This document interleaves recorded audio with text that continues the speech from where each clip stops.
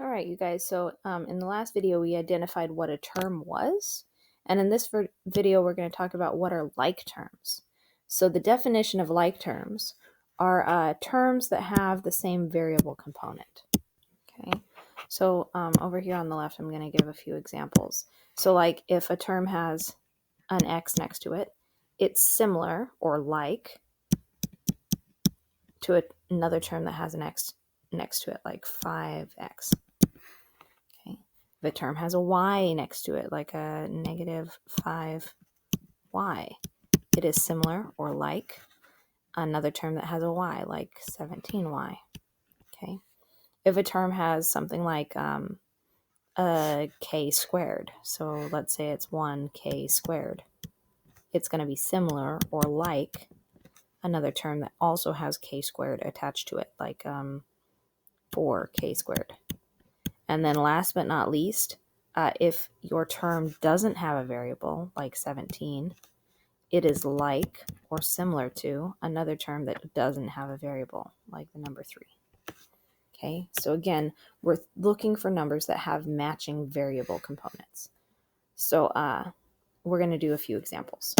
Okay, we'll start with one that's kind of quick and easy. There are only 3 terms in this one. So here are my terms. I'm going to write terms. So the first one is 4x, and then I've got a separation by an addition sign. The second one is a 9, and the third one is a 7x. Okay, so I've got 3 different terms. Now, if I'm looking for like terms, that's our keyword right here, like terms. These are terms that have the same variable component. I'm going to notice that 4x and 7x both have an x variable. So 4x and 7x are like terms. Okay. And then 9 is by itself. So 9 is not like the other ones. So 9 is alone. Okay. So let's try another one. Okay.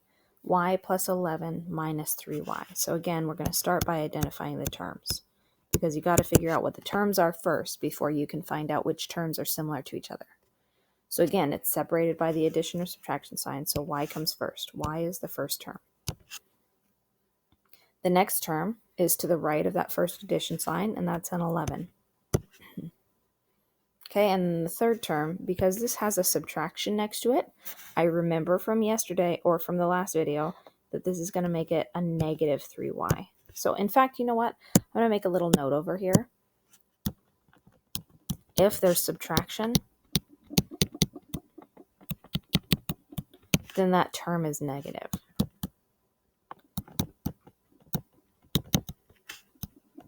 Okay, and remember, a negative number just means a number that's smaller than 0. It's like below 0. Its quantity is less than 0. Okay, so then now that I have all 3 of the terms outlined, let's find our like terms. Like terms. Okay, and remember, like terms are terms that have the same variable component. So if I look in my list of terms, the first term has a y and the third term has a y. So my like terms are y and negative 3y. Okay, and the term that's all by itself is 11. 11 is alone. You will not always have an alone term. Sometimes you'll have that term matched up with another term.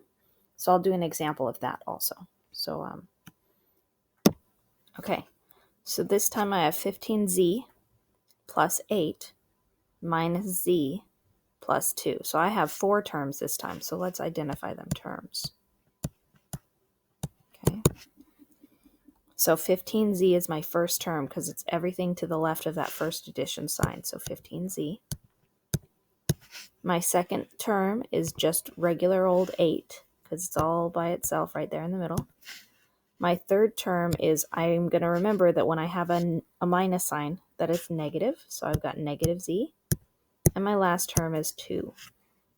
Okay, so now let's identify the like terms. So this time I've got 2 groups of like terms. Okay, so the ones with z's are like each other. So 15z and negative z. And the numbers are like each other. So 8 and 2. Those are my like terms because they're like